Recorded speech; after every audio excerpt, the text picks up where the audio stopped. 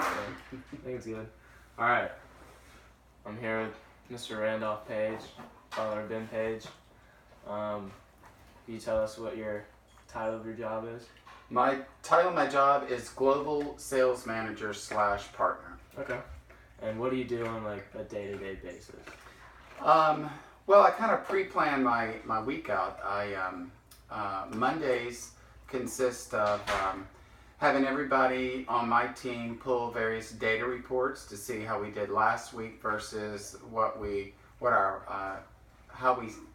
go against our budgets, as well as how we're doing year to date, and then how we're doing against our forecast. Okay. So that's what Monday consists of, and then pretty much the rest of the afternoon on Mondays are meetings, discussing the results and the reports and things like that, and the strategies that we're going to use. And then the rest of the week is, for the most part, is either meeting with clients, talking about their needs, trying to find benefits and features that match with it, and then at the end of the week, it's kind of either recapping or following up on the people you met with that week and are the reps that you worked with. And then could you tell me a little bit about like your background, like what high schools you went to, college, and then like what you majored in and stuff? Sure. Well, when I went to school, which was a long time ago, very long time ago, when I went to school, I went to a school called Calvary Baptist High School. It was a very small high school. We graduated with 69 students, one being my wife of 28 years. And when I finished there, my mother had died when I was young. My father was a doctor. So for the most part, it was just the two of us living at home. And I thought about going to Georgia, but it wasn't as popular where I was from the southern part of the state. Georgia Southern was quite popular, and at that time it was within a few miles of where this great aunt and great uncle that I used to live with when I was a little boy during the summer. So I went to Georgia Southern. I graduated with a Bachelor of Business Administration and Marketing. I always had an interest in the sea shipping side of the business and the merchant side. But there was no such thing as getting a logistics degree. There was no logistics program. At that time, in the early 80s, University of Tennessee was starting one, but it really wasn't well known. Were there any subjects in high school or college that really influenced you on deciding on what you were going to do? Well, that's a good question. There really wasn't a whole lot of subjects. In high school, it's been so long. What I really pair up mostly with high school is as weird as it may seem at your age, is the impact that the teacher gave me, either on how to think, how to act, how to respond, and also how to cultivate opinions and have beliefs behind them. So I don't really have a subject matter. I just have certain teachers that kind of stood out in my mind all these years later. In college, college again was I was head of a fraternity, having a great time. It wasn't like something that I went straight into school like it is today, because jobs were pretty plentiful then. Yeah. And nowadays you've got to be more than just a bachelor. You got to have more than that. So what do you like and dislike about your job? What do I like and dislike? Let's always go with the bad first. What I dislike about my job is it's very, very competitive. In my type of business, I would say 80% of what I sell is a relationship and 20% is a product. Okay. And so when you're selling a relationship, you're having to really maneuver, be creative, be likable, and you also got to know when to let go. So those are the things that are really difficult every day to try to manage. What I like about the job is I like the flexibility. I like the freedom that I have, and the fact that I meet so many people in so many different industries. And believe it or not, I just know a whole lot of things about a whole lot of ways things are made and how they move, because in my business in transportation, you've got to know the product, you've got to know what the impact is, you got to know how it's sell, you got to know the terms of sale, you got to know who's impacted by that product. So you really have to know all about the particular item that you're moving. And for that, I love that about my job is because I know a lot between glass making and furniture and chickens. Yeah. Okay. What did you think you were gonna be when you grew up? A doctor. A doctor, because your dad was. Yeah, well, I always have and still do a sense of caring for others. And I think that might be why I stay so involved with my kids' friends. I stay very involved with the elderly in my community and in my church.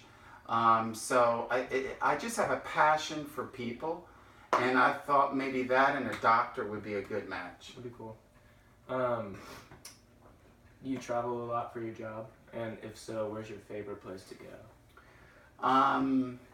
Atlanta's such a big international city now. It's a mega for my type of work. You don't have to really do a whole lot of traveling. Matter of fact, there's so much business here, it's hard to even get out of certain zip codes. Yeah.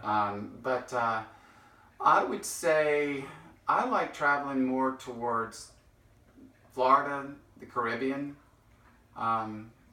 I'm leaving on Tuesday for Canada, and in the part of Canada I'm going to, I've never been. It's going to be very rural, and it's going to be north of Halifax in Nova Scotia. Oh, wow. And Okay. so it's going to take a long time to get there. But I don't know. I'll see. But I'm not big about cold climates. If you had to do it over, what would you do differently? Like different schools or internships or locations? I probably wouldn't be so anxious in life. I was the kind of kid, you know, that I got out of school and all of a sudden I look around and I'm like, oh my God, I got to do something. You know, I got no income. I really don't have a job. So I really stressed myself out. I didn't pre-plan. I didn't try to take a school and match up with the career because at my age, when I was your age, no one really sat me down and said, hey, Randolph Page, you know, what do you really want to do with your life? Yeah. In my generation, it was more about you need to get a college degree. That's what people say, get a college degree, because the generation of my parents, for the most part, either the mom or the dad, one or the other, got an education. The other one didn't because they just couldn't afford to.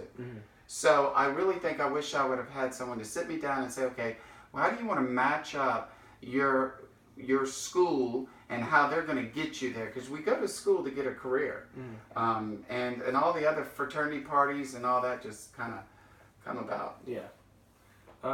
Did or do you have a mentor or inspiration? I think I've had a lot of mentors. Most of mine I probably have since passed. I have mentors in different categories. I have mentors that helped develop me in faith. I have mentors that have helped me in my career. I've had mentors that have helped me with challenging situations. So I think I've had a lot, and I celebrate them and I remember them, and they fit in my life in certain categories. Okay. Do you have any recommendations for me just thinking about my future? Just like what jobs or anything? Jobs?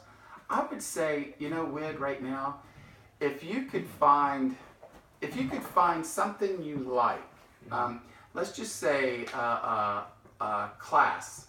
There might be a certain class you like or a certain thing. Maybe, let's just say it's history. Why do you like history? Is because you like to hear someone tell of a story.